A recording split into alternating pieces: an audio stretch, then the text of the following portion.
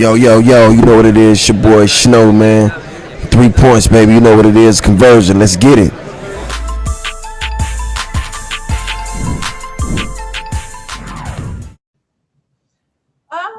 It was actually um, Vince, our do it all man in Phoenix, and he'd been thinking about it, and he knows I don't like doing stuff like that's just not my thing. And you know, when he asked me if I wanted to do it, I was really hesitant about it.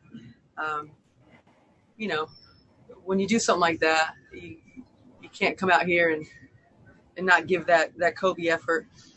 So I was hesitant when I got it. I was still, even to when I got to the game, I was like, is this the right thing to do? But once I put it on, uh, there was only one way to play, and I'm not talking about scoring points. I'm just talking about loving basketball and competing and putting that effort that he taught me by watching him every single day. Kobe did get a lot of love. He just didn't care that much about it. That's number one, because he always had big adventures and he always had new challenges to take on. He was doing detail for ESPN. He was doing his thing. This is a particular situation because the personal story that Kobe told, if you notice the difference, he did it with Showtime, and he had, his documentary where he was highlighting some things, and some of the things in there were relatively unpleasant. So he had to get in front of the camera and really explain himself, and he had to deal with things on that level. In the case of D. Wade, he's partnered with ESPN. He's produced this documentary. This is his story that he wanted to tell, from rags to riches and what have you, and I give him a lot of credit for it. It's something that he's always wanted to do. It's something that was special to him and meant the world to him. And D. Wade is a different breed. Kobe was the black Mamba. Kobe was a killer and unapologetic about it. Wasn't interested in friendship, didn't give a damn what you thought. And then he retired, and what you saw was a guy that was serene, completely at peace, no longer feeling the need to live up to other people's expectations. And as a result, he was happier than he had ever been. He had seen a level of happiness that he never thought existed. I had the rare chance of playing with Mike, but then being able to coach Kobe Bryant. So, a lot of people say, I played against Mike and I played against Kobe, or I coached Kobe, but I played against. Right. But you had a chance to be like close to them, both of them. Right. Being able to be a part of both of their careers in their prime, what similarities did you see right off? Man, and I'm getting chills just thinking about it, brother, because Cole, man, great spirit, man, and Lord rest he and his daughter's soul, man, and the rest that passed. He was one of them brothers, man, where he was constantly searching for ways to be the best he could within his craft. And, when I first got the job, we're on a flight over to Hawaii because that's where we had training camp. And he passed by me. I'm reading. He passed by me, tapped me on the shoulder. He's like, yeah, man, when we get to Hawaii, I want to sit down and, let's go to lunch tomorrow. So we had first practice, and after practice, we went to lunch. And he was just on me, man, about, hey, man, what was MJ like in this situation? What was practice like, man? Did you find him to be a leader? I don't know about his leadership, man. He took an awful lot of shots when people was open. I'm like, hey, I seen you do some things too, brother. You know what I'm saying?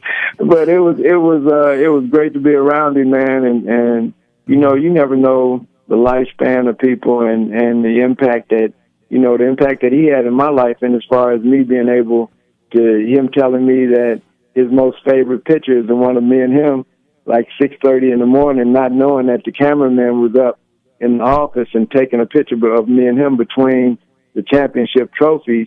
And I'm playing defense on him, and he's getting ready to try to make some movement. So, it's all type of moments, man, early in the morning where he'd call me the night before. Yeah, Hodge, I need some contact. All right, Cole, what time I need to be there, man? 6:30. Oh, man, I thought you was going to say 8.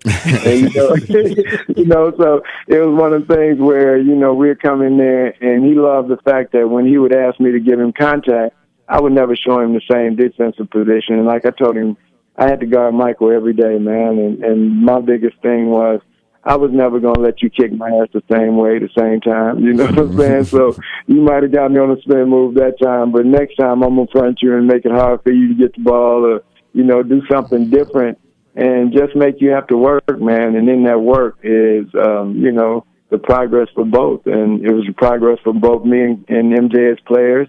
And then it was progress for me as a coach in learning how to teach other players from the working with the best player in the game. Yeah. You've been in the game for a minute, and during that time, you know, Kobe was coming up and doing everything. Yeah. You got any big memories of Kobe? Oh man, I remember being in this picture that I posted. I remember being in this party, and he was there. I think it might have been an NBA. It might have been, man, I forget what it was, but All-Star or something like that. He was there with his wife, and I had my suit on, and he walked up on me. He was like, "Yo, geez," and I was just like, "Damn, that's Kobe." You know what I'm saying? I'm like, he tall as shit. You know what I mean? And I just was like, you know, and he knew who I was, and to me that was just like, you know, damn, like, you know what I mean? And as time went on, you know, we ran into each other here and there, and you know, from that moment, you know, we love Kobe as, you know, Kobe Bryant, but you know, as we grew up, you know, as fathers and became, you know, men, I just saw his transition, and that's what I respect the most. I saw him go from being somebody that was so great on the court that we all loved him, but he had his shit going on off the court that everybody judged him for, to him balancing all that shit out. And that's the greatest memory of Kobe Bryant that I remember, like him being just a class act all the way around. You feel what I'm saying? Like a great black man, a role model, you know what I'm saying? Like all the way through and through. So, you know, rest in peace to the homie, man, and we're gonna keep his legacy alive out here. Man, it's kind of sad because at one point we were judging him because he wasn't cool, or he wasn't down or nothing like that at that point. But like you said, he was that respectable man that you look up to. Yeah, I mean, he became somebody that, to me, and you just asking as a man, I feel he became a better person and a better version of himself after the game. Right. You know what I'm saying? After he retired, it just like he just got it, and he just started coming full circle, and you just start seeing this guy like, you like, damn, man, like he really is different. Like, you know what I mean? We didn't see that on the court. We just saw his skills. You know what I'm saying? And it's just like, you can be judged by that, but then you don't know how people are in their real life. And to me, just to see that, and I'm glad we got a chance to see it. You know what I'm saying? I really am. You know, because we would have just been, you know, sitting here talking about his game. I got a chance to interview Kobe. We did a segment, and we were just going back and forth about whether he could play football, whether I could play basketball, who would have been better at the other sport, and then he sidebarred me and said, "You know, I'm still mad at you for what you did to my Eagles in 2001." And I was like, I forgot he was from Philly. Man, when you know, because Kobe, like, you know, we know he grew up, you know what I'm saying, in a different country, and he came back, and then he was in LA so long, you feel like he's like from LA, but he's not. And so I forgot that, and then we got into the stories, but just everybody, you know, you can be a superstar, and you can be the guy that people look at and they say, "Oh my God, that's like the model guy." Kobe wasn't the model guy. He didn't do everything the way you would want your kid to do it. But think about how many people he touched, how global he was, and he was probably the first villain that was loved by people. You know, everything that people said about him, like he was selfish, he didn't want to play team ball, and he didn't like this one or that one. He won doing everything. And I love the fact that he lived this life, and he had ups and downs, and it was okay. Like, it was okay because that's life. These people out here that you hear about, and they live in these squeaky clean lives, and they're not doing nothing, and they don't. Okay, now. So we're going to always have bumps in the roads. We're going to always hit pitfalls, run into roadblocks. You know, it's how you get over them, how you get up from them, and how you go through them. And that's what reminds me of Kobe. People talk about his fight on the court. I'm talking about his fight off the court to remain the person that he was, and he stuck true to himself. Never changed for nobody. Right. And then as well, and to have that opportunity to spend a couple days working with Kobe, hearing about how he approached the game mentally, physically, with his workouts was something that I know he won't forget. For me, as an NBA coach, you get to a point where you have to be a professional. As a fan of the game and growing up in California, I was always a Lakers fan. I grew up a Lakers fan. I grew up a Magic Johnson fan. I naturally became a Kobe Bryant fan.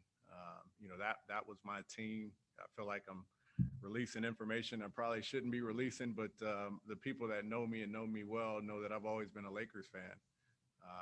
You grow up in California, you grow up under the Pat Riley Showtime era, you're a Lakers fan.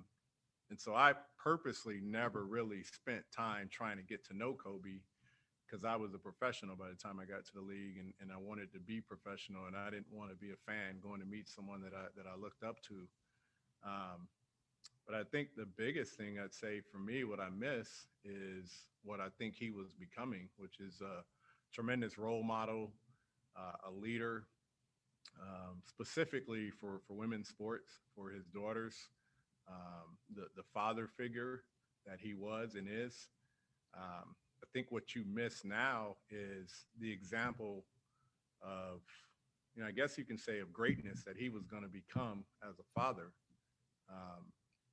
He was instrumental in his daughter and Jeezy specifically, her growth in the Mamba Academy and the team that she played on and coaching and developing and bringing together women's sport for that youth group. But he was also extremely instrumental in the WNBA and supporting women's sports and being very active in the promotion and empowerment of the women that play the game and play sport and their capabilities. And so, as a father, I think the thing you miss is having the example set by Kobe and what you see. He exemplified being a girl dad, being a father, what it looks like to show love. And I think that's the part of greatness that we were beginning to see that we won't see all the way through.